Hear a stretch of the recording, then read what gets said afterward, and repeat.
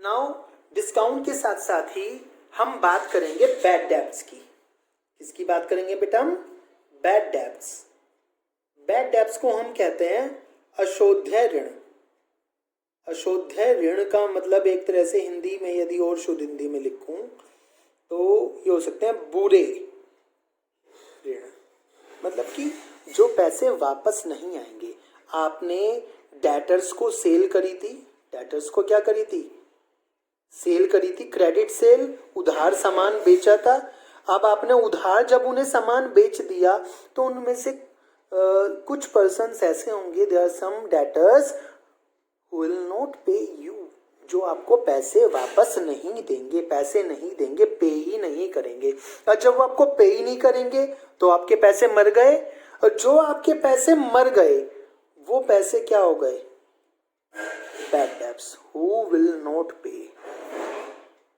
तो that amount, वो वाला अमाउंट जो हो गया वो क्या हो गया? बैड डेब्ट्स, बुरे ऋण। अकाउंट की भाषा में उसे क्या कहते हैं? Bad debts. कोई जिसे आपने सामान उधार बेचा और आपके पैसे लेके भाग गया तो उन पैसों को बैड डेब्ट्स कहा जाएगा। उस पर्सन को नहीं, उन पैसों को, जो पैसे मर गए, जो मनी आपकी लॉस हो गई, उसे क्या कहा जाएगा? Bad debts. कब कहा जाएगा? जब सामान उधार बेचा हो और पैसे वापस नहीं आए हो तो उसे क्या कहेंगे? बैड डेब्ट्स कहा जाएगा। ठीक है। यहां पर एक बात आती है बेटा, इंसोल्वेंट। इंसोल्वेंट को बैंकरप्ट भी कहा जाता है। आप टीवी सीरियल्स में, मूवीज में देखते भी हैं कि ये व्यक्ति बैंकरप्ट हो गया है। बैंकरप्ट का मतलब आप साधारण भाषा में समझते भी हैं, दिवालिया हो गया है। होता क्या है ये बेटा? जब किसी पर्सन की लाइबिलिटीज ज्यादा हो जाती हैं एसेट्स से, liabilities is more than assets. Liabilities तो ज्यादा हो गई, एसेट्स कम रह गई। किसी बिजनेसमैन की लाइबिलिटीज ज्यादा हो गई, एसेट्स कम रह गई। वो एबल नहीं रहा है, किसके एबल नहीं रहा है?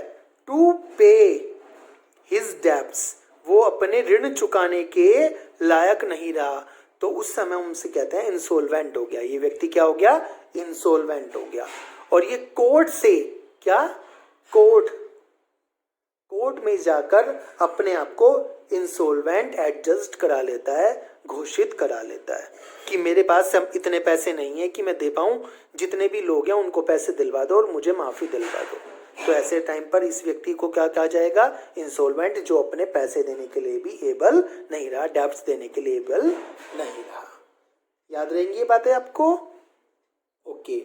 इसके बाद हम एक बार बार बात कर रहे हैं प्रोप्राइटर। वैसे तो आप समझ ही चुके प्रोप्राइटर क्या है। प्रोप्राइटर कौन है? Owner of the business. कौन है proprietor? Owner of the business. Business का मालिक जो है उसे क्या कहा जाता है? प्रोप्राइटर कहा जाता है। एक बात है बेटा यहाँ पे, कोस्ट। कोस्ट का मतलब क्या होता है? लागत। आप समझते ही हैं, कोस्ट प्राइस से आप समझते हैं। मान के चलिए एक पर्टिकुलर गुड़ आप अपनी बिजनेस में खरीद के लाए। अब बिजनेस में जो खरीद के लाए तो आपको वो 10 रुपए का पड़ा, तो वो 10 रुपए आपकी क्या है? कोस्ट है। वो 10 रुपए का कैसे पड़ा? फॉर एन एग्जाम्पल, उसका परचेज प्राइस है आपके लिए 8 रुपए। और बेटा आपने जो ट्रांसपोर्ट एक्सपेंसेस दिए, जिन्हें हम ट्रैवलिंग एक्सपेंसेस कहते हैं, कैरिज एक्सपेंसेस कहते हैं, वो दिए 2 रुपए। तो आपको वो गुड कितने का पड़ गया है? 10 रुपए का। तो उसकी कॉस्ट की लागत कितनी हो गई? 10 रुपए। अब आपको उससे 10 से ज्यादा में बेचना है। कितने में बेचना है? 10 से ज्यादा में बेचना है। तभी आपको क्या होगा? प्रॉफिट होगा। अदरवाइज आपको क्या हो जाएगा? लॉस हो जाएगा। इसके अलावा एक बात आती है, ये वर्ड्स आप समझ लीजिए, एंटिटी। एंटिटी का मतलब एक तरह से आप कह सकते हैं इंस्टीट्यूशन। इंस्टीट्यूशन भी नहीं तो आप कह सकते हैं स्टैब्लिशमेंट। स्टैब्लिशमेंट भी नहीं तो आप कह सकते हैं संस्थान, या फिर आप इसको बोल सकते हैं बिजनेस